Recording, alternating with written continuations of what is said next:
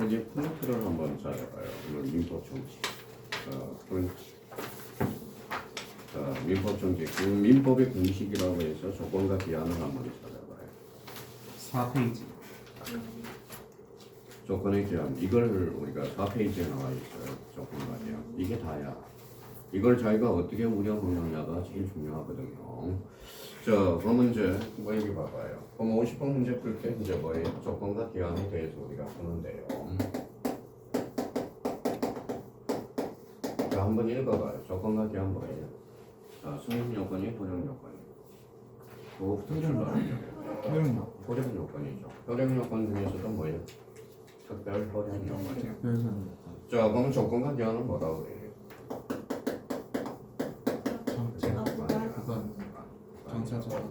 당사자가 보아하는 약간 이게 구간이에요. 제일 먼저 이제 자기가 조건과 기한을 풀 때는 뭐예요? 조건하고 기한을 확인하면서 문제를 풀어나가야 돼요. 자, 조건과 기한 이렇게 하면서 구간이 뭐예요? 우리 수행사 구간. 구간이 뭐예요? 이렇게. 당사자가 부여하는 약관.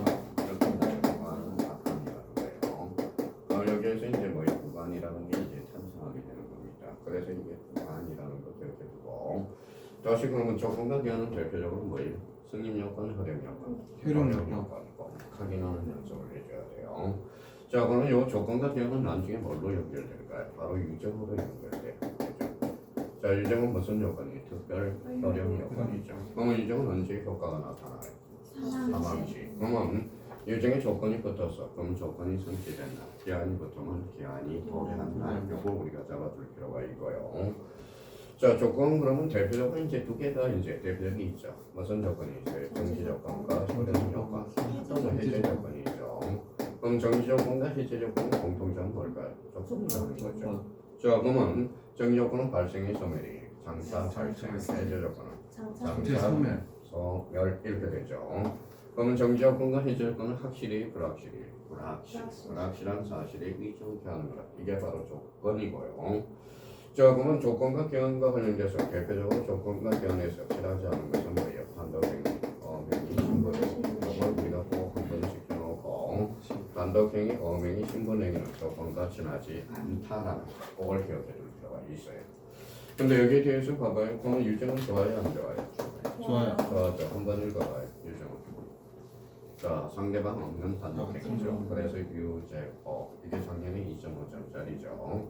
그럼 유정은 뭐라는 거예요? 단독행위라도 조건을 붙일 수 있다. 이유는 상대방이 없는 단독행위라도 유정은 뭐예요? 상대방이 이익을 주기 때문에 가능하다라는 거예요. 그래서 이 부분에 대해서 확인을 해놓고, 자, 기한과 공범은 기한과 관련돼서는 뭐가 있어요? 시기부와 정지부가 있죠. 시기부는 발생의 소멸이, 장차 발생, 정지부는 장차 소멸이라는 거야. 근데 우리 기한이 나올 때 절대 친하지 않는 게 있어. 뭘까요? 소급표라는 거예요. 소급표 나오면 무조건 X입니다. 왜일까요? 확실한 사실에 의존하는 게 바로 그 기한이 되거든. 그러니까 이 부분에 대해서 다시 한번 자고, 그럼 이 문제와 관련돼서 그러면 대규 시간 이제 한번 읽어봐요. 조건의 성취 위정이요? 네. 조건의 성취 위정. 아니 조건과 기한에 관한 설명. 그 문제인데 조건과 기한에 관한 설명. 문제요. 네.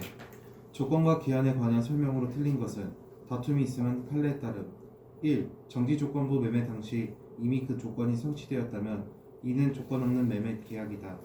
자, 정지 조건부와 관련돼서는 우리가 발생이니까 플러스라고 했어요. 매매 계약 당시 이미 조건이 성취되었다면 이게 무슨 조건이죠? 정지 조건이죠. 아니 기성 조건이죠.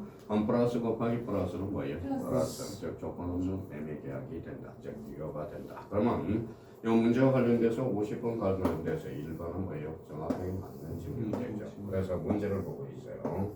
자, 2번과 관련돼서 한번 봐봐요. 읽어보실래요? 당사자는 특약에 의해 조건의 성취를 효과를 법률행위 시로 소급시킬 수 있다. 여기서 포인트는 뭘까요? 소급. 조건이야, 조건. 조건은 원칙적으로 소급화가 없어. 그러면 당사자의 특약으로 소급시키자, 소급시킬 수 있다라는 겁니다. 그래서 2번과 관련돼서 그래서 2번은 이거 누구 답지인지 잘 모르겠지만은 자 2번은 찍어놓은 사람이 있더라고. 그러니까 자 결론적으로 조건은 원칙적으로 소급표가 없어. 그럼 당사자의 특약으로 소급시키자. 그럼 소급표가 발생할 수 있다라는 걸 기억해둬야 돼요. 그러면 만약에 여기 조건이 아니라 기한이라면 여기 한번 읽어봐요. 기한은 절대적으로 소급표가 없다. 소급표가 없다. 그러니까 항상 문제를 쓸 때 왜 틀리느냐? 마음이 급하니까 그러는 거예요. 아까 우리가 그랬죠. 혼자 있을 때하고 학원 가서 시험 볼 때하고는 완전 격이 달라. 그러니까 아까 저기 아까 부분 그래서 혼자서만 그랬어. 제발 뭐요 학원 수업 좀 들으세요. 학원은 빌고 제가 빌고 그랬는데 여기 봐봐요. 여기 봐봐요. 막내는 60이 넘었는데도 막내야. 고집이 진짜 셉니다. 고집대로 해요, 고집대로. 그래서 이제 앞으로 이제 올지 몰라요. 여기 놀러 한번 제가 저분이다 이야기할 테니까. 그러니까 결론적으로 그러면 1번과 관련돼서 항상 조건이냐 기한인자를 확인할 줄 필요가 있어요. 자 3번 읽어보실래요? 조건의 성취로 이익을 받게 되는 당사자가 신의 성실에 반하여 조건을 성취시킨 경우 상대방은 그 조건의 불성취를 주장할 수 있다. 신의 성취를 줄쳐나봐요. 반신이죠. 그럼 반대에서 물어봐. 신의 성취의 조건을 성취시켰대. 그럼 상대방은 조건의 불성취로 할 수 있다. 주장할 수 있다. 전자와 후자를 반대로 간다면 생각하면 돼요. 근데 만약에 신의 성취를 반하여 조건을 불성취시켰어. 그럼 상대방은 조건을 뭘로 성취된 것을 주장할 수 있다. 이렇게 자꾸 반대해서 걸려가는 거야. 그러면 3번과 관련돼서 틀린 지문은 없죠. 근데 이제 자꾸 4번이 헷갈려. 4번.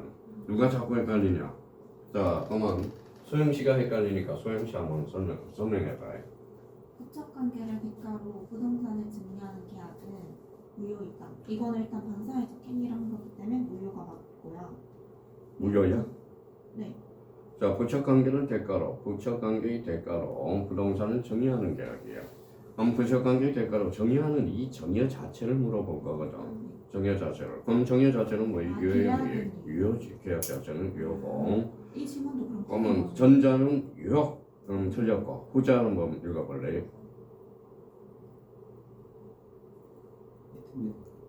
후자.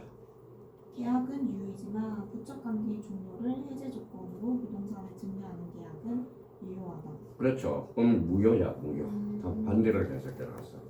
그럼 부착관계의 종료를 해제 조건으로 특가계를 단절할 목적으로 부동산을 종료하자는 것은 이거는 뭐라는 거예요? 유효가 아니라 무효. 그래서 무효하고 유효가 바뀌었다는 겁니다. 그래서 정답은 몇 번이에요? 4번 이렇게 된다는 거야. 4번이 틀렸다는 걸 확인할 수 있어요. 자. 계약은 자, 그래서 이제 봐봐요. 제가 첫 관계를 단절할 목적으로 애한테 생활비를 줬어. 그러면 생활비 자체는 유효의 무효? 유효죠. 그러면 내가 첫 관계를 단절할 목적으로 뭐예요? 단절할 해제 조건으로 해서 뭐냐? 생산 정의했어. 그 자체는 반사의 질서거든. 그때는 뭐예요? 유효. 이렇게 되는 겁니다. 그래서 요게 이제 보통 요 4번 지문이 보통 한 개 지문으로 나오는데 요거는 뭐예요? 요 모의고사는 붙여서 나왔네요. 붙여서. 그러니까 다시요. 그러면 4번을 정확하게 해봐요. 바꿔봐요. 그러면 옳게 먼쳐봐요. 소영 씨가. 부착관계의 대가로 부동산을 증여하는 계약은 계약이 유효인 정의하는 계약 자체는 유효이지만 그리고 부착관계의 종료를 해제 조건으로 해서 끝났으니까 해제 조건으로 부동산을 대가를 증여하는 거기 때문에 네, 그렇죠. 이거에 대해서는 무효다. 그렇죠. 정답은 몇 번이야? 4번 이렇게 되는 겁니다. 전 밑에 거는 알았는데 위에 거는 그러니까 유효 무효가 바뀌었어. 유효 무효가. 그래서 정답은 4번이 되고요. 자, 그러면 5번 지문에 대해서 그러면 저기 뭐예요? 자, 우리 대규 씨가 한번 읽어봐요. 채무자가 담보의 의무를 이행하지 않는 경우 기한 이익을 주장할 수 없다. 자, 채무자가 담보 제공을 이행하지 않았대. 계약 이익 상실이 돼요. 그래서 계약 이익은 주장할 수 없다. 근데 이게 이제 전형적인 문제야. 조건과 계약에 대해서 나오면 그러면 조건과 계약과 관련돼서 그러면 특히 5번 지문과 관련돼서 요 지문 하나 써봐요. 자, 요 지문이 막상 시험장 가면 제일 헷갈리는 게 요 지문이에요. 자, 첫 번째 5-라고 써봐요. 그 밑에 이제 있습니다. 자,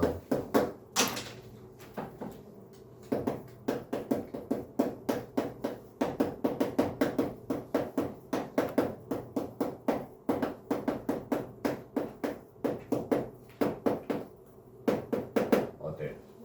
맞아? X 먼저씩 맞아야 돼. 본다가 아니라 추정한다. 그렇죠. 추정한다.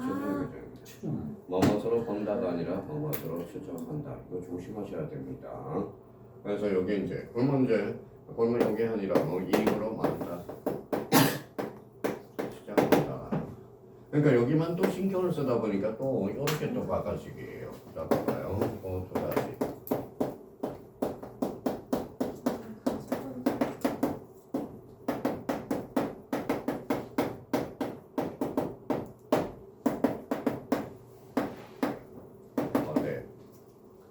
X죠. 어디를 또 드렸어요?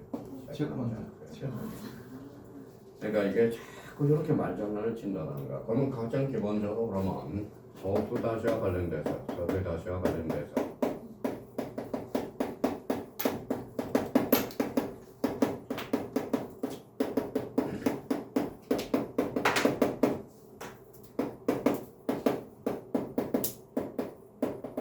자 이렇게 나타나게 됩니다. 자 추정 규정은 추정받으면 누가 입증해? 반대 당사자가 입증하죠. 그러면 개헌행위에서는 채무자가 뭐에 추정받기 때문에 반대 당사자가 입증하죠. 채권자가 입증한다는 것, 그걸 우리가 잡아둘 필요가 있어요. 그러면 요거와 관련돼서 요 세 가지를 우리가 자유자재로 구사해 먹을 수 있도록 생각을 해봐야 돼. 자, 제가 담보대출을 받았어요. 담보대출을 받았으면 이자를 내지 않았어요. 기한 이익 상실 사유가 되는 거야.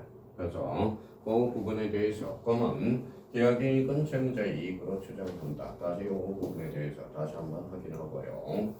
자, 계약이익은 채권자의 이익으로 추정한다. 너무 여기에다 추정하다 보면 여기를 장난치거든. 참 미쳐버리는 거예요. 왜? 그래서 알고도 당하는 거니까 조건과 경험과 관련돼서 이렇게 한번 우리가 정리해 드릴 필요가 있고요.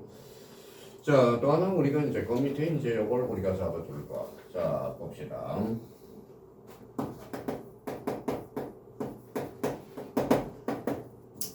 자, 기성 조건과 정지 조건에 관계. 요거 한번 다시 한번. 자, 기성 조건, 정지 조건. 자, 무슨 조건이 있어요? 해지 조건이죠. 자, 그럼 요거와 관련돼서 저 불능 조건이죠. 불능 조건. 그럼 불능 조건과 관련돼서 기성 조건 플러스에 마이너스에 플러스. 이미 조건이 성취된 거거든. 불능 조건은 마이너스. 그럼 정지 조건은 플러스. 해지 조건 마이너스가 되죠. 소멸하니까. 그럼 곱해봐요. 플러스 곱하기 플러스 조건은 유효가 되죠. 그럼 플러스 곱하기 마이너스는 마이너스가 된다라는 거. 즉 무효가 되고요. 자, 불능 조건이 정지 조건이면 마이너스 곱하기 플러스니까 마이너스. 즉 뭐예요? 무효 이렇게 된 거예요. 그럼 불능 조건 마이너스 곱하기 그러면 해지 조건 마이너스니까 플러스. 즉 조건 없는 범죄행위가 된다는 거예요. 자, 그럼 우리 아까 오셨죠? 작년, 재작년 합격하신 분이 왔죠? 그러면 여기 봐봐요. 그러면 그분 같은 경우는 이해를 못하는 거야. 정확하게. 그래서 우리가 곱하기를 우리가 좀 해줄 필요가 있어. 곱하기를. 그러면 여기와 관련돼서 그러면 기성 조건이 뭐예요? 한자 세대니까. 이미 조건이 성취된 거. 그러면 이제 내년에 이제 거기 가서 면접을 볼 거 아니에요. 소공으로. 경험을 해야 되니까. 무조건 우리 그쪽으로 소공으로 연결해 놓을 거예요. 합격하면 연습을 좀 배우라고 거기 가서 그래서 그런 의도를 모시고 온 거고. 자, 그러면 봐봐요. 그러면 이제 뭐예요? 자, 문서장 그러면 표서장이 뭐라고 그러겠어요? 운전면허 있어요? 그랬더니 운전면허 있어요? 그랬더니 있대요. 그럼 내일 당장 출근하세요. 이게 바로 이미 운전면허증이 있으니까 당장 합격이라는 거야. 그러면 정지 조건이 그러면 기성 조건이 정지 조건이면 뭐예요? 그거는 합격이라는. 운전면허증만 있으면 오케이 한다라는 소리예요. 그럼 바보같이 뭐예요? 내일 출근해도 돼요? 그러면 재수 없다고 그래요. 그러면 잘못 배웠다고 이야기를 하거든. 그러니까 그럼 뭐라고 이야기해야 돼? 내일 몇 시까지 출근을 해야 됩니까? 이렇게 이야기를 해야 되는 거야. 그러면 운전면허증이 있으면 이미 합격이라는 겁니다. 그러니까 이 부분에 대해서 저희가 딱 정리를 해두는 필요가 있다. 그러면 이 부분에 대해서 매년 출제가 되니까 대비를 좀 해두고 이렇게 유치하게 외우지 말고 자 기정유 이렇게 외우지 말고요. 기정유 보통 외우는 사람은 기해무 이렇게 외운다고. 그래봐야 뭐에 쓸모가 없어. 그러니까 영어는 문장이 객관식이니까. 그러면 1번에 대해서 한번 1번으로 다시 들어가 보죠. 자, 정의 조건은 플러스에 마이너스에 플러스. 그러면 매매 계약 경시 이미 조건이 성취될 때 무슨 조건일까요? 이미 기성 조건이잖아. 그럼 플러스죠. 그러면 결론적으로 플러스 곱하기 플러스는 즉 조건 없는 법률행위가 돼서 조건 없는 매매 계약이 성립할 수 있다. 약간 위험하는 겁니다. 그래서 이거 누구 답지인지 아주 1번 지문에 대해서는 뭐 다 잘 해놨습니다. 근데 2번 갔다가 3번, 4번 갔다가 2번 갔다가 4번 갔다가 누구 답지는 정확하게 모르겠습니다. 자, 그러면 이제 앞으로 조건과 기한은 요건과 관련돼서 거기 아마 우리 민법 정칙 전체적으로 공식을 하나 줬어요. 그게 바로 민법의 공식이야. 최소한은 우리 시험장에 가려면 거기 아까 프린터 줬던 조건과 기한 그걸 반드시 머릿속에 그려놓고 들어가야 된다. 부탁드려요. 자, 그러면 50번과 관련돼서는 해결이 됐어요? 자, 누가 질문하는 것은 알겠어요. 소영씨가 저번에 설문해서 아마 소영씨가 이게 답안질 거야. 제가 답안질 거예요. 확실히 이제 조건과 기한은 더 이상 틀리면 안 돼요. 이걸로 딱 돼. 아, 그런가? 누구 걸 시켜요? 그러면 누구 거야 이거? 자, 그러면 되게 거예요. 자, 그러면 조건과 기한은 요 문제의 코드를 벗어나지 않으니까 딱 정리해 줄 필요가 있다. 자, 그렇다면 이제